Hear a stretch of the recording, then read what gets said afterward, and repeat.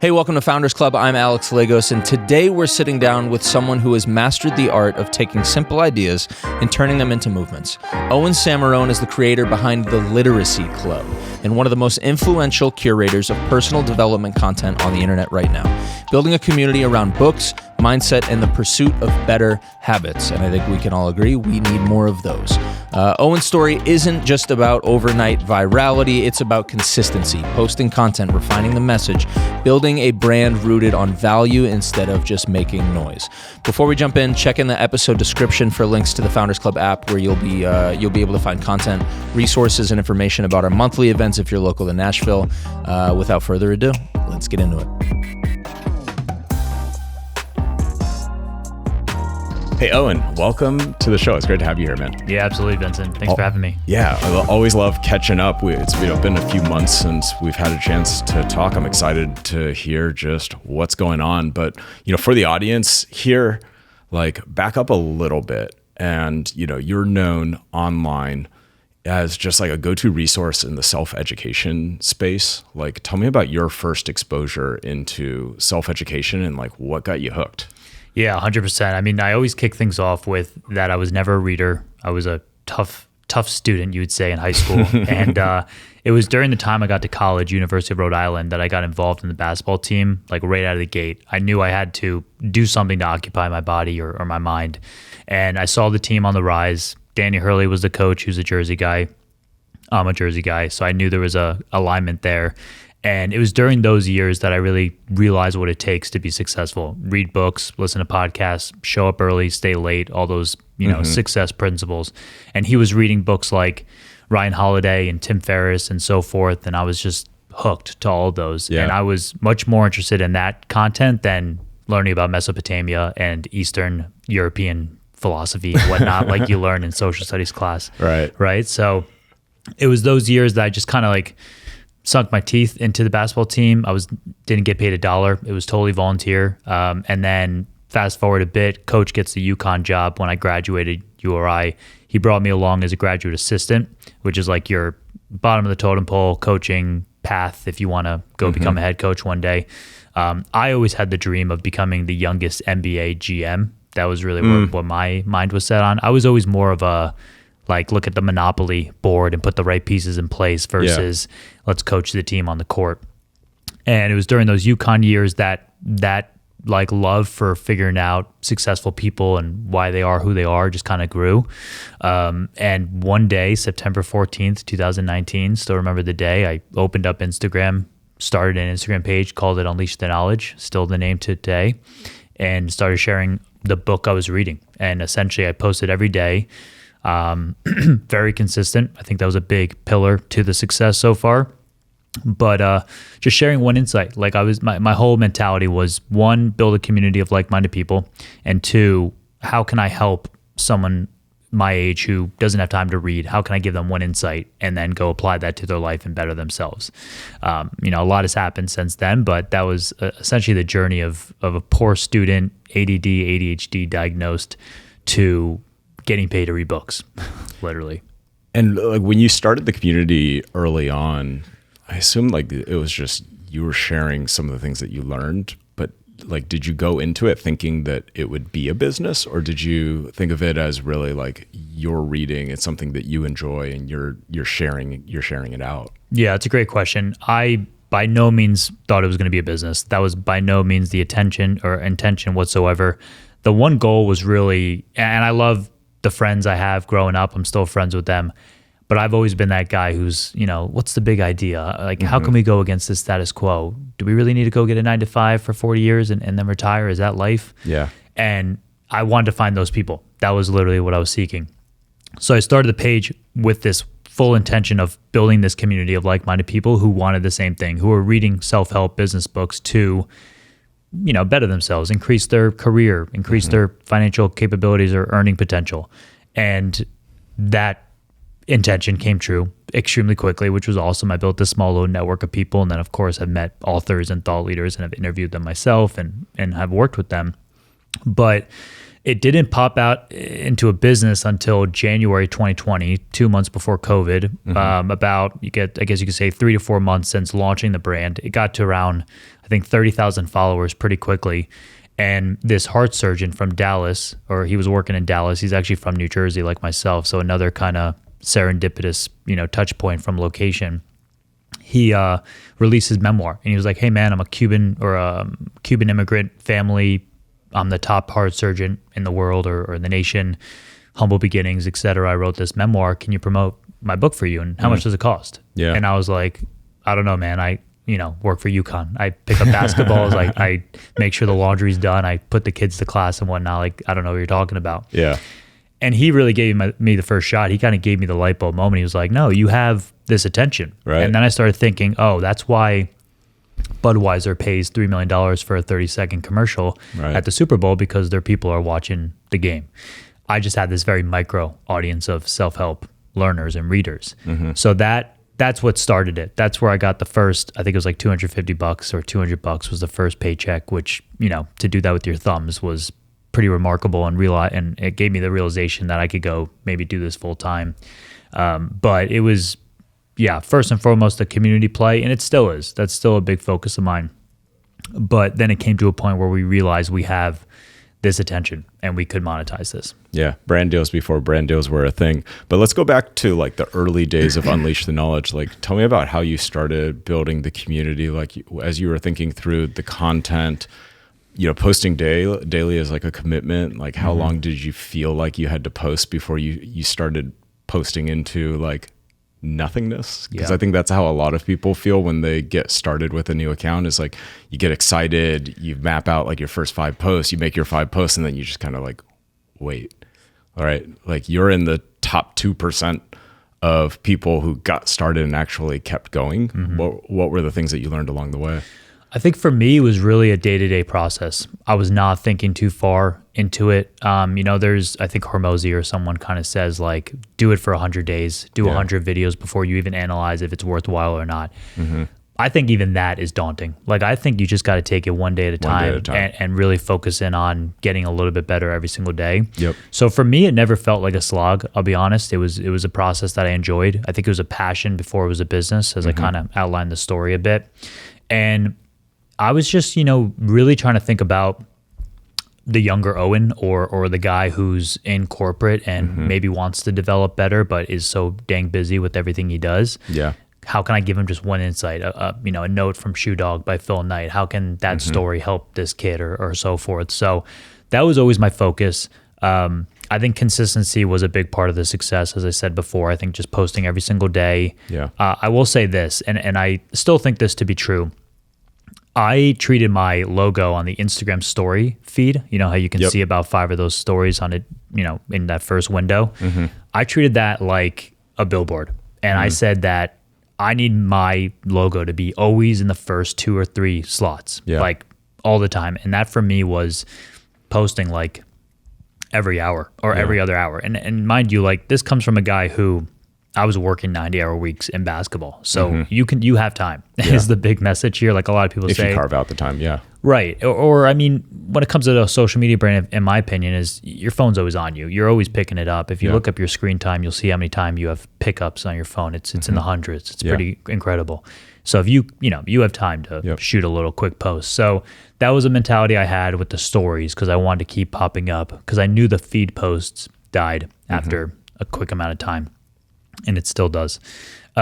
So, having that kind of passion at the forefront, keeping it day by day and just focusing on that. And then consistency was a big part. And then I'll say one other piece that I think really kind of grew the page once I kind of went full time is I started doing, it was during COVID, I called it 15 Minutes with Owen. And it was a Instagram story podcast.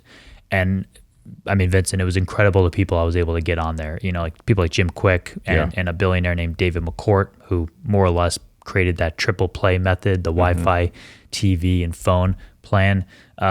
People were either, at home because of COVID, but I still think this is true today, and it will continue to be true. People want to talk about themselves. They want to give you the time and day. And if it's 15 minutes, they're more likely, most likely to do it.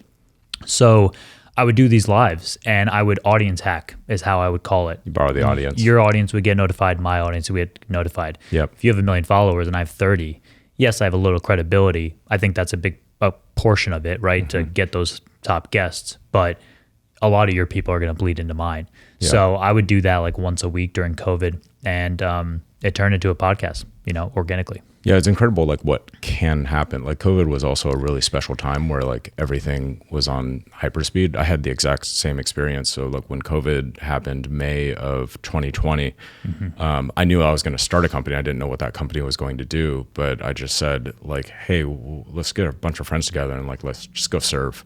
And if you remember, like 30, 40 million people were out of work. And I started promoting an online summit called Hope Summit. And I didn't know what audience hacking was. I didn't know what offers were. I didn't know what funnels were. I didn't know what an open cart was, what a closed cart was, like all of those things.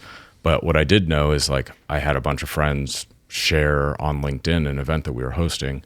And next thing I know, we got 20,000 people registered for this event. And there went from no email list to 20K. But I had this similar experience to you where somebody came and said, hey, I have a new website that I'm going to be launching a new product or a new service. Like, can you give me a shout out? And I was thinking of it exactly like you. Like, let's just go put like good karma out into the world. I wasn't even looking for the monetization opportunity, but I did the same thing. After that, I was like, okay, well, is this a good product? Is it something that I can get behind? Is it ethical? Is it legal? Is it something that, you want to support? And that was like the first like monetized thing there too. So I listened to like what you're saying. Like my three key takeaways, if I'm hearing it right, is, Russell Brunson says post every single day for a year. Hormozi in $100 million Leads, his second book, tells this story of like he's got 200,000 followers and he was trying to get to 1.5 million. He hired somebody, he brought on a consultant, somebody else in the same space, paid them 150,000 if I'm remembering the numbers right. And the advice the other person gave was like, hey, it's 10 a.m. Like I've already posted 4 times. You've posted once. Right. He's like, there's not like a secret site. You got to post more often. Every single time you post, there's a chance that, somebody's going to see that message. But I like the way that you're thinking about it, because you're right. Like, when you open up Instagram, you see your Instagram story circle, and then you see 3 or 3.5 other circles. You're either going to be there or you're not going to be there. And it's going to be based on whether people are tapping on it and whether what you're saying is making a difference in their life. What was the first like big milestone for Unleash the Knowledge where it clicked in your head where you were like, oh, this is going to work? I think it was that first deal. Honestly, it was the first inbound lead from that heart surgeon who was like, hey, we're looking for some exposure. And I mean, I would say he even introduced the idea of like alternative marketing to me. And I still battle with this today. Like there's plenty of people that think PR, not traditional PR, is the route to go, and TV. And I've worked and I've met plenty of people who have been on Good Morning America and Today's Show and have not sold a single book. Yeah. And that, to my understanding, is that the reach isn't quite there, or the stickiness isn't quite there as it once was. Yeah. But it also could be a conversation that their brand wasn't as strong as it could be too. But I think it was the first guy that gave me a chance. Shout out Brian Lima. He's actually, ironic enough, he is now at Vanderbilt Hospital. So I need to make that dinner connection again happen. But I think that's what really kind of started for me and told me that you have a path here beyond basketball. And I think back to Gary Vee or Alex Hormozi, with like a jab hook type of mentality, or give more before you ask. I think I was doing that for 4 or 5 months from September without even really knowing it, and people can tell. Yeah. And I mean, fortunately, maybe it was me being naive, because nowadays as a business owner, you do kind of quickly think, how can we monetize this? It's not so much goodwill play as it maybe once was, but I agree. People can tell. People can tell the authenticity behind your posts, and that's across the board with all social platforms.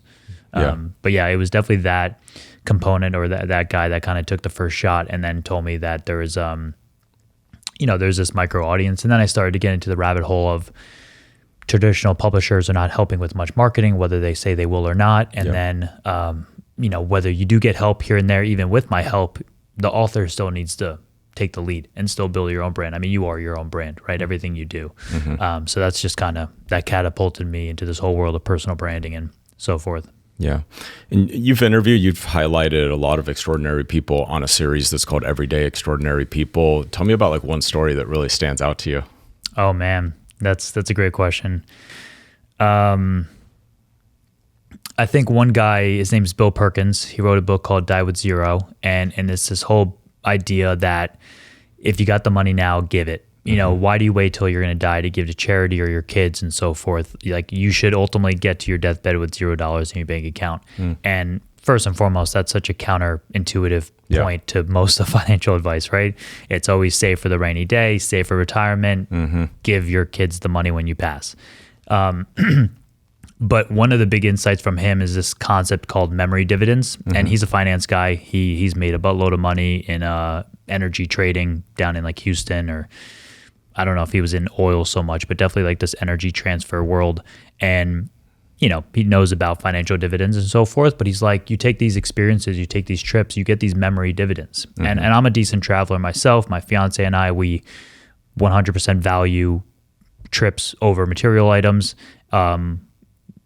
Over really anything that we do or spend our money on, it's going on these awesome trips, and then you can see all these pictures, and you can. I'm the same way. Trips and food. Yeah, exactly. And I think it goes a long way. One thing I think I need to do better at is actually like reviewing those images, because you just have your iPhone storage has all these great photos. But it was you have one of the photo frames yet? No, not yet. That's been the key for us. Like. The Alexa or the Google photo frame, where it just cycles through images. Yeah, because like you kind of get the memories like on the iCloud or iPhoto or the Photos app when you open your phone. But it's another, I don't know, it's a cool experience. Like we love in our house just where we walk down to the kitchen and it's showing us what we did 2 years ago today, 3 years ago today, 4 years ago, 4 years ago today. I like that. Yeah, I remember when that like first came out. It was like that picture frame. It looked like a picture, right? But it was digital. Pretty neat. But yeah, the iPhone does a good job of like, hey, 3 years ago you were in Amalfi Coast or so forth, blah, blah, blah. But nonetheless, memory dividends, I think, is just a powerful concept that you can, invest your money into places that are not the stock market, that you, see numbers go up on a screen, and whatever else. Like, you can invest it in experiences with your loved ones or your friends and so forth. And you can, play those back, and more or less maybe as you get older and as you might get ill or so forth, like you're going to play those memories back in your mind. So Bill Perkins was a good interview. It's a good book. I mean, like when you think about the concept of like passing your wealth on, being able to do that earlier might make a difference, especially nowadays in like the down payment for the house that potentially doesn't happen. It could be the difference between like making a decision to get a master's or to become a PhD candidate or not. Right. And so, and then I think the other point in the book too is like, you give the money when you pass, you don't even get to see what it turns into, right, and where they go and what they do. And so, that's a really great one. As the audience grew, how do you keep the essence of what you started? At some point, like there obviously is a clear monetization goal. We'll talk a little bit later about like where the primary business has turned into now, but talk to me about that shift from personal passion project to business and brand. Yeah, and that transparently I struggled with. When money gets thrown your way, when you have no money, it's hard to say no to. And I was making $22,500 at UConn as a graduate assistant, going to grad school, 6 to 9 p.m., 3 days a week, never seeing my family or friends, and working crazy hours. So when you can make that money in 3 months or less, it's pretty remarkable. And you start, saying yes to things that maybe you shouldn't. So there's definitely been paths where I lost touch, I think, with the authentic side of the page, and I never took on a book that I truly didn't love, but I whether it's true or not, I convinced myself that there's always one nugget in a book that you can resonate with. So there was moments of that, but nonetheless, the books were all impactful. If I found the right person at the right time, it was worthwhile. It wasn't like I was taking on some fiction book about romance novels when it has nothing to do with the brand. We still stayed within the constraints of nonfiction, business, and self-help. But yeah, it's tough. I mean, I think it's a vulnerable conversation. It's a transparent kind of experience that, you got to go through to really see, but then you got to catch yourself, and then you got to start making decisions based on that. So, the answer really is actually, I dialed back the book promotions. I started attracting or getting inbound leads on books that were just Publicists, just not what we were looking for, and started saying no. And $2,000, $3,000 here and there saying no is still, who doesn't want to capture that here and there, when ultimately what we're doing is we built a brand. The brand's built. We're just posting the content. So the legwork is kind of done for us, which is an interesting experience in itself.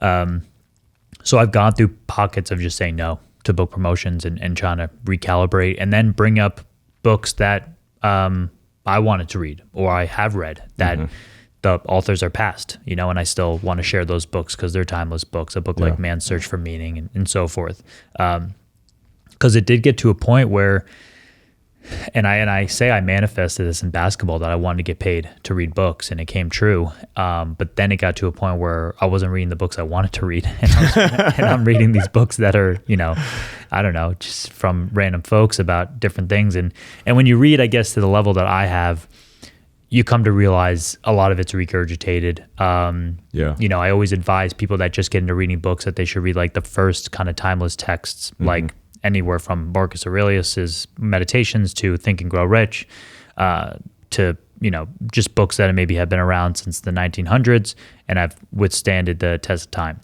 There's still great books today, and obviously everyone's got their own unique story and experiences that can be peppered into the core themes that have been around for years and years. But you just need to kind of navigate that. But hopefully that answers a bit of the question. Yeah, I've totally felt that. I have a community, a mobile app that's called Dad's Club. It's got 100 parenting book summaries, and there's 10-minute audio summaries of 100 different parenting books. And once you get to 100, you've gone through a lot. There's only so many ways to, I guess. There's only so many ways to be able to handle the toddler tantrum. Sure. One of the things I think you've done really well is just like distilling complex ideas, complex concepts that sometimes take an entire book to be able to explain.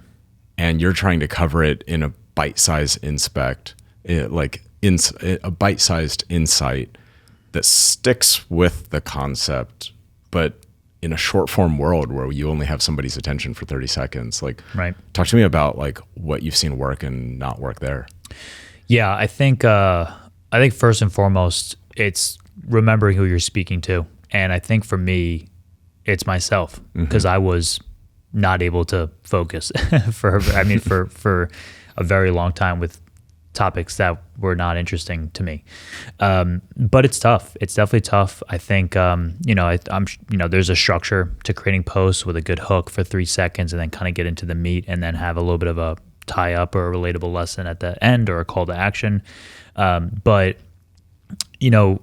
I think keeping the audience in mind is key. And then what is kind of the central theme you're really trying to convey here? And for me, it's funny, like I love YouTube. I wish I was more of a YouTuber. I need to be more consistent with it. But I always felt that creating a YouTube video was more daunting than a short form. And I still kind of, I guess, believe that, because you need a complete thought. You need a 20-minute conversation. You can't just kind of, you need a through line. But with the 30-second reel, you don't. You just need like one insight. It's so simple. But I used to get like either overwhelmed or get in my head about the short form, when really it's actually pretty simple. Like I think the part of our human dilemma is that we want to share more than we should. We go on tangents, we go loop to loop and around, and we don't really make that connection.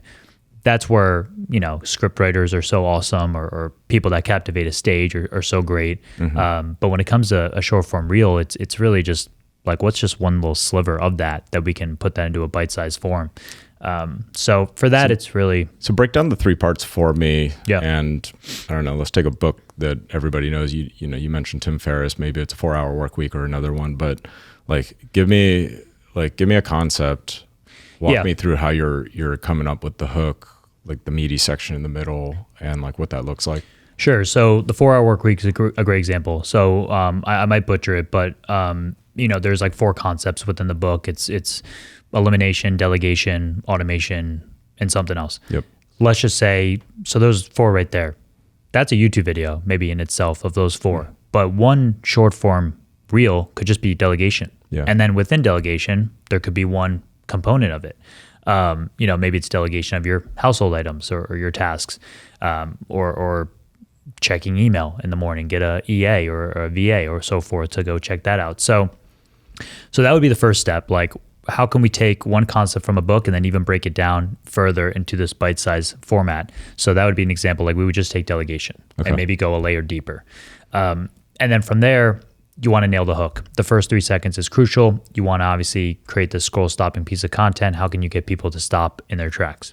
And there's plenty of formats and templates that you can run with, but I always lean on the side of curiosity. You want to get people to think like, oh, what is he going to talk about? What's coming next? So, maybe one hook would be like, if you avoid this one thing, you'll never build $100 million business or $1 million business. Oh my gosh, what's that one thing? Delegation. You can't be doing everything yourself. And then you kind of get into the meat of it. Can't do everything yourself. You need to find what you're great at and then delegate the rest of it, and you'll be able to create more outputs with less inputs, so forth. And then from there, you can kind of, maybe make that into a relatable lesson or a relatable message if you know who your audience is. So let's just say your audience is dads. Dads, you can't be bringing Johnny to soccer practice, cooking dinner, and working on your business. Maybe you need a nanny. Go invest some cash into a nanny to drive the kid or so forth. So then it's like, okay, we took something that caught their eye, one concept within delegation in that book. We tied it through that it came from the book, and there's a little bit more meat, a little bit more substance. And then, you made it really relatable to your audience, your demographic. Like, you're not speaking to everybody, you're speaking to dads. And I'm sure that's a pain that dads feel like, oh my gosh, my head's on fire. I'm battling a bunch of things. I got to put food on the table. I got to be there for my spouse and so forth. But I also got to bring Johnny to practice and everything. So that would be part of the process there. But it's really a matter of just how can which the big key with the reels, I would think, is how can you create a complete thought within 30 seconds? You don't want, it depends on kind of the style, but you don't want the whole video to be some cliffhanger. Maybe if you have a podcast and you have a snippet, you want to create a cliffhanger or like a movie trailer or so forth. But you want to have a complete thought within those 30 seconds and combine it with a scroll stopping hook that attracts the right people. Give substance. Don't just, mess people over and not give anything. Which is when like YouTube thumbnails and titles don't correlate with the actual context of the video. Yeah. You want to make sure there's cohesion there and then make it relatable at the end. Yeah, and you didn't even explicitly say it, but like one of the things as I listen to your hooks is like you're also qualifying who this is good for and who this is not good for, right? Like a hook of you're never going to build a 7-figure business without doing this. If you're a stay-at-home mom, not applicable. If you're a high school student, I don't know, maybe applicable, but it makes it really abundantly clear that if you're an entrepreneur, an inspiring entrepreneur, a growing entrepreneur, a struggling entrepreneur, this is for you. And so, which I think is a big point there. I want to echo that a lot of people I've worked with, whether they're really successful because they've done a bunch of things over 30 years or they're just getting started, they struggle with alienating people and saying, because you think if it's applicable to everybody, more people are going to be interested. Exactly. In it. That's like our primal instinct, maybe our mindset, but it's the classic. If you talk to everybody, you talk to nobody. So, I had a client once that we built his coaching program for him. He was struggling for years. He was almost about to throw in the towel. He was never crossing 10K a month, which is the wonderful milestone everyone seeks when we first get started. Yeah. And, he was competing with the likes of Tony Robbins and Brendan Burchard, trying to be this high performance mindset coach. And I'm like, dude, those guys are on chapter 75 when you're on chapter 1. Yeah. We need to break things down.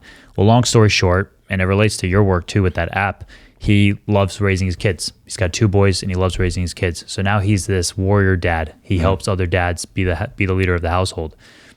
But he was always, I guess, worried that maybe he was going to alienate moms and so forth. But you come to realize that the aunts and the moms and the grandmas are like, I need this for my husband, or I need this for the guy in my life. And by being so crystal clear on your messaging and speaking to one person and being confident to alienate the rest, whether it's the grace of God or the way messaging works, other people come into the fold and realize, oh, like this guy's so dialed in on his messaging. I have people in my life. It's not for me because I'm a woman or whatever. I have people in my life that could use this. And from there, his business catapulted because he was able to have that crystal clear messaging. But I think that's just a big point to echo. Like, you need to be dialed in on your messaging, and don't be afraid to alienate others. One, that's okay. Not everyone's for you. And two, maybe by being so consistent and disciplined on the messaging, you're going to get other people to come into your world to introduce you to the people you're looking to help. Yeah, where I've seen it like tactically make a difference in my business is it actually helps people make good referrals. So my company, it's called Viton. We build mobile apps, but we build mobile apps specifically for entrepreneurs, small and local businesses in the health and wellness space. So we work with a lot of acupuncturists, a lot of chiropractors, a lot of physical therapists, any type of like fitness studio. And, I bring up this example to say that initially, right, a lot of small businesses, you take money from anybody who's willing to pay for it. Right. So you end up with good clients, you end up with challenging clients, you end up with clients that are a great fit, you end up with clients that are not a good fit. But it also becomes hard because it's just like, if you're a friend, you can't even know like, okay, who can I tell about this to be able to help you? But as soon as you qualify like your actual niche, like you're probably thinking right now, like, where's my chiropractor at, right? Like, who are the like health and wellness providers that I actually know of?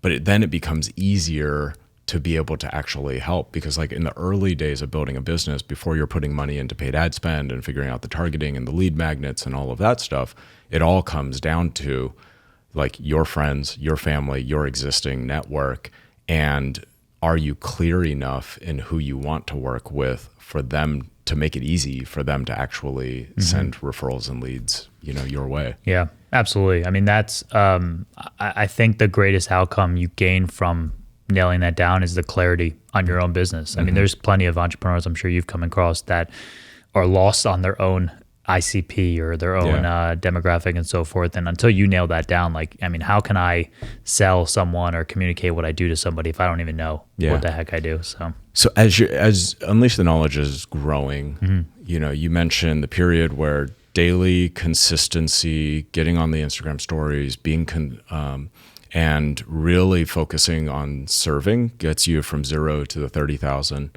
On the 30 to 50, on the 50 to 100, like, were there things that you were doing that stopped working or caused you to plateau where you had to reevaluate? And like, what were the lessons there as you go through the different levels of growing?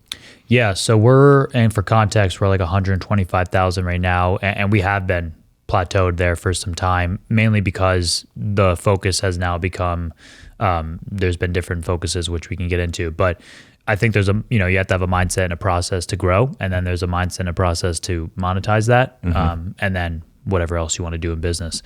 But, once, so we were at like 30, I guess you'd say, in Q1 of 2020, COVID hits. I'm down in Fort Worth, Texas with a basketball team. We're literally about to play our first playoff game and the world shuts down. We're getting notifications that MLS is canceled and MLB is canceled. All these major sports leagues are being canceled. So we're like, oh, we're still going to play. We end up not playing. I never went back to the gym. We went back to Connecticut, never went back to the gym, went back to my studio apartment in small town Connecticut, and I just pretty much was like, I'm done. This has been a great 6 years. I'm going to head home. So I go home back to Jersey with mom and bunker down there like most people during COVID and just go all in on the business. And I think from there, we could talk about energy and so forth, but I think because I was just not looking for a paycheck really, I had paychecks coming in from basketball for a little bit. I wasn't worried about financially. I wasn't paying rent. I was living at my mom's place.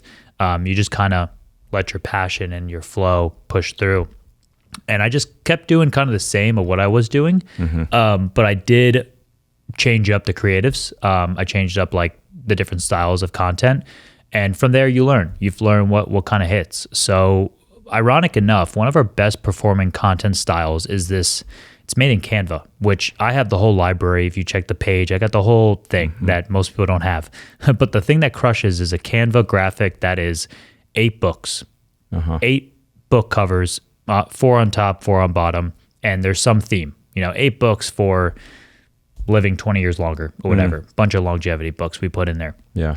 I don't know. Those crush. Those get shared. Those are maybe easily to see.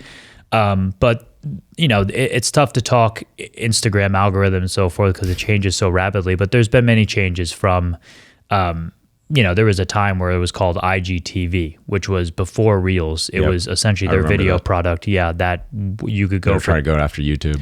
Yeah, you could go for 3 minutes, and it wasn't even a portrait view. It was landscape more or less, and it was ugly. I mean, good thing they got rid of it. I'm glad they evolved.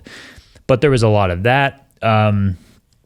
And just a lot of other changes. But, we, like any entrepreneur, we tested a bunch of things and we explored. And yeah, some pieces of content did better than others, some didn't. And we dialed back on those and just kind of navigated what would work best. Like one clear example is literal like static pictures of books. I used to make like these book, stacks. Like these 5 books, you could see all the bindings are great for entrepreneurs. Those used to do so well. They stopped doing well. So I stopped posting those. Then you get into Reels and it's like 5 books for XYZ. Those do really well. Those are still things we post today. But so that was the content side of things. And then it got to a point where I was, okay, let's build more leads. Let's start talking to customers. So then we started building relationships with publishers and publicists. And then I learned about hybrid publishers, which is a new thing. And just got more business from that way. And then through those years, to be again transparent, we were taking on projects that we shouldn't have took on. I mean, I was writing emails, I was creating landing pages, I was designing a website. Like that is not my world. I should outsource that, and I have. But I think I was just in a period of being a young 20-year-old, fresh out of school, fresh out of a whole career that I thought I was going to spend the rest of my life doing in basketball, and just learning. I mean, reinvesting back into the business, making mistakes, investing into the wrong people, investing into the right people, learning a lot, failing a lot, and so forth. So there was a lot of that. I think that's just a process. Like someone had told me recently that it's called the success tax or the dumb tax, that you got to make mistakes or put money into programs that might not pan out, but then you learn what works and what doesn't work. I got a couple of horror stories like that I could share if you want, but nonetheless, it was a game of testing, and from there you see what works, what doesn't work. You explore a little paid ads. We did that as well. You get better at attribution, which is a big thing. Of course, authors want to know how many books you're going to sell for me. There's a whole spiel we put on that, but at the end of the day, we can track that people are seeing the content, and then we can track that they're going to Amazon to go take an action. And if they hit buy or not, that's a little bit out of our control. Hopefully we did the job of selling the story, and then they hit that buy now button, but we can't see those metrics either. So there's a little bit of a communication we have to have with the client there. But yeah, just a lot of learning. As you're working with these authors, as you're working with these business owners, business executives, your primary offer starts to come together, ghostwriting and helping people build the types of communities, the type of audiences that you've been able to build for yourself and your own business. How did that come to be? And like for anybody who's not familiar with this world of ghostwriting, like what is it and how does it work? Yeah, so we, it's always funny because the more you learn about startups, you realize like some of their main products were side projects. I think one of the best examples I think is, I think Slack is a idea. Yeah, that it used to be a video game. Yeah, they had an internal chat tool that their company used, but they were a video game maker. And that crushed. And then I think another one is like Upsplash, the one with the photos. It was totally a side project. So as I was saying, we were trying a bunch of different things. We were, whatever you needed, we were this, more or less one-man marketing agency trying to compete with Madison Ave. I mean, it was insane what we were trying to do, what I was trying to do. But I learned a lot. And I came to a realization that whether I'm promoting your book or I'm social media managing and so forth, I'm amplifying your brand. That's what I do. I consider myself this amplifier. I'm not so much like you've done great. You've done what you've done in your life. My job is not to, tell you to do something different. It's just to share more of what you've done and keep doing cool stuff offline, and I'll share it online is essentially what we have come to do with this amplification mindset.